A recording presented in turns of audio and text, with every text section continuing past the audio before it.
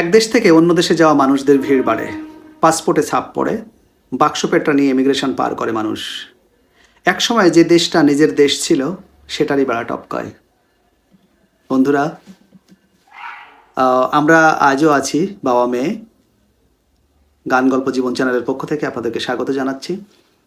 তো আমরা ইন্দুবালা ভাতের হোটেলের সেই দ্বিতীয় পর্ব আজকে আমরা এটার শোনাবো, এর থেকে কিছু অংশ। তো আমার এবার আমার কন্যার কাছে যাচ্ছি। একটু তুমি এবার বলো, কি বলবে? তো বন্ধুরা, হাই হাই বন্ধুরা, তো আজকে আবার ইন্দুবালা ভাতের হোটেল নিয়ে কিছু কথা বলবো, টিনের কাছ থেকে শুনে নাও। অনেক ধন্যবাদ। আসলে মানুষ দেশ ভাগের পরে যখন এক দেশ ছেড়ে অন্য দেশে যায়, তো এই যাওয়ার পরে যে টানাপোড়েনের গল্প শুরু হয়, টানাপোড়েনের গল্প এবং টানাপোড়েনের যে জীবন শুরু হয়, সেটারই নানান কিছু নিয়ে এখানে কিন্তু বইটা লেখক আমাদের সামনে তুলে ধরেছেন। তো সেই টানাপোড়েনের গল্প এখানে অনেক বিষয় আছে। তো এখানে আসলে ইন্দুবালাকে তার শ্বশুর বাড়ি, সে চেনমিত্রি লেনে, ওখানে তাকে একটা বাঙাল বলে একটা শব্দ, বাঙাল শব্দ তাকে কিছুটা গালিগালাজ বা বাঙাল বলে তাকে বিদ্রূপ করা হতো। আর রিফিউজি তো কলকাতার আকাশে বাতাসে তখন ছিলই। তো অনেক ছোটবেলায় বাড়ির মাটির দাওয়ায় হেরিকেন জ্বালিয়ে এক সময় টোলে পড়ানো দাদু যখন কৃতদাসদের গল্প বলতেন, তখন শিহরে উঠতেন ইন্দুবালা। কৃতদাসের গল্প তো আমরা কম বেশি জানি।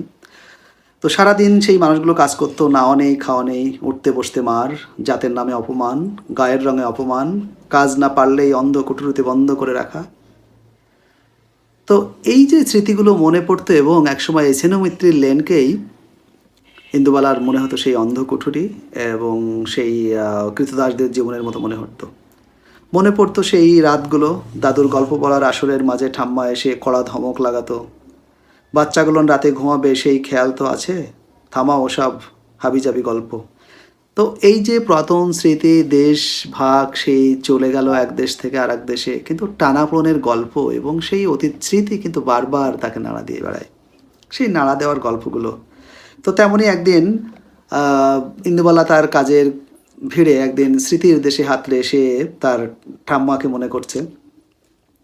ঝিরে ঝিরে বৃষ্টিতে উঠোন পেরিয়ে ঠাম্মা তখন গোয়াল ঘরে হরিমতির দুধ দইছেন, বাছুরকে আদর করছেন, বিচালি আর ভেলিগুড় মাখিয়ে খাওয়াচ্ছেন। ঠাম্মার গা ভেসে আসছে খুলনার গন্ধ, গা থেকে আসছে খুলনার গন্ধ, কলাপোতার গ্রাম। চোখ বন্ধ করে পড়ে থাকে ইন্দুবালা, পাছে চোখ খুললে আবার স্বপ্নটা মিছে হয়ে যায় বা চলে যায়। এই যে বিষয়টা, একটা মানুষ এই সীমান্তের কাঁটা তার পেরিয়ে যখন এপার থেকে ওপারে গেল, কিন্তু তার স্মৃতিগুলো কিন্তু, সে এই দেশটা মারিয়ে গেল ও দেশে, কিন্তু স্মৃতিগুলো তার পিছু ছাড়লো না। প্রতিনিয়ত সেই দেশের স্মৃতি, স্বদেশের যে মাতৃভূমির সেই আকর্ষণ তাকে প্রতিনিয়ত মানে ডুকরে কুড়ে কুড়ে খেত, বা তার অন্তরাত্মা ডুকরে কেঁদে উঠত।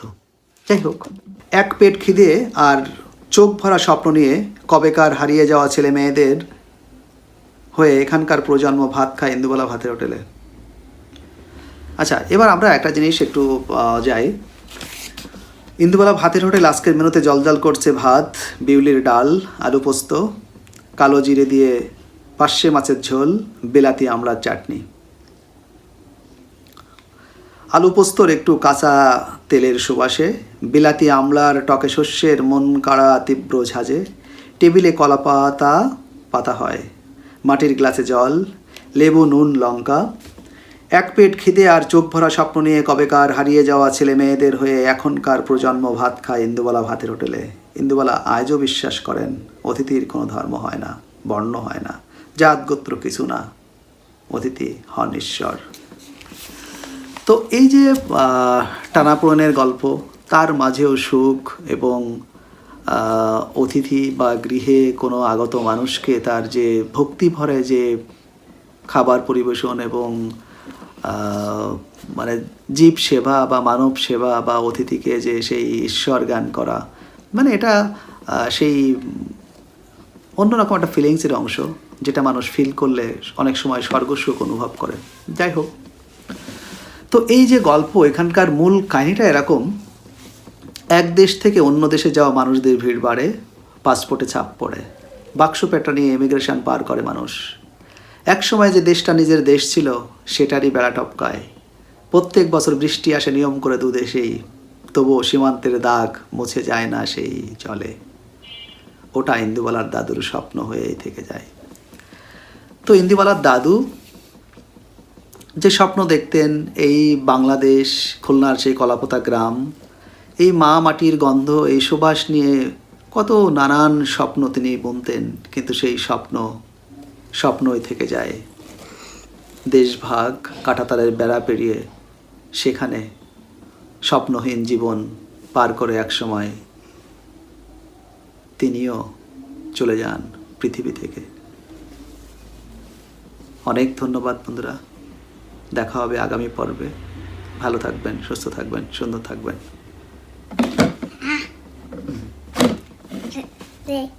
Bye bye. Bye bye. এখন আমারটা না?